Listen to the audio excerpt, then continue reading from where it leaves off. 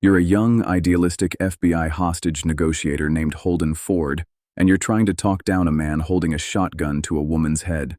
The man is completely detached from reality, demanding to speak to his wife who has been dead for years. Holden tries everything by the standard FBI manual: empathy, rational negotiation, offering a trade. But you can't reason with a broken mind. Realizing there is no logical escape, the man suddenly turns the gun on himself, blowing his own head off right in front of Holden. This brutal, bloody opening leaves Holden deeply shaken. The traditional FBI textbook failed because the criminal didn't care about self-preservation, sparking a dangerous obsession in the young agent. How do you negotiate with someone whose mind you don't even understand? Following the trauma of that standoff, Holden is sidelined from active duty and reassigned to teach young recruits at the FBI Academy in Quantico. But he's suffocating in the boredom. The Bureau in the late 1970s views the world in black and white. People are either good or they are evil monsters who choose to do bad things. Holden knows that's an outdated way of thinking. This is the era of Charles Manson, the son of Sam, and the Zodiac Killer. Motives are no longer just about money or revenge. They are becoming deeply psychological.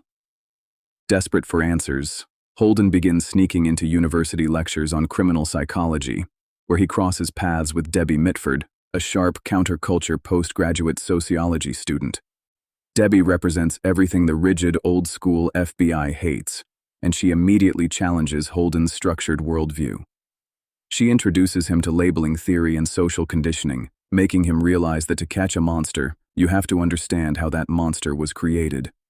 Inspired by their late-night debates, Holden takes these modern psychological theories to his boss, Unit Chief Shepard. Shepard dismisses psychology as touchy-feely garbage, but to get Holden out of his hair, he shuffles him over to a fringe department, the Behavioral Science Unit. This is where Holden meets Bill Tench, a veteran chain-smoking agent who runs the FBI's road school.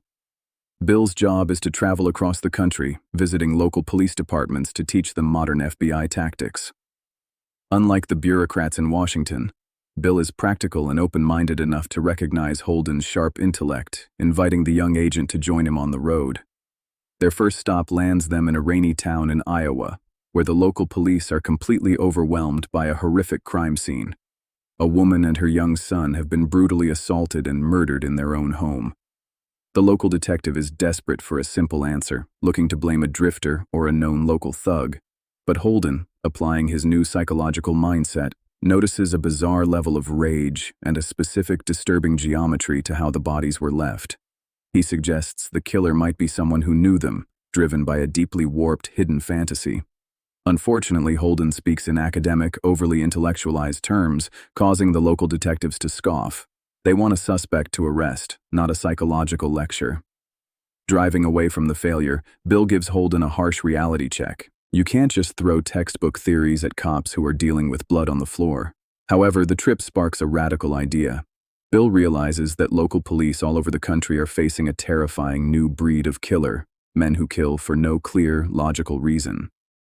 As their car cruises down the highway, Bill notes that they are driving right past a maximum security prison, housing some of the most notorious mass murderers in the country. He looks over at Holden and proposes a dangerous, unprecedented step. If they want to understand these new, motiveless crimes, they need to stop guessing. They need to go straight to the source. They need to interview the monsters themselves, setting the stage for the birth of modern criminal profiling.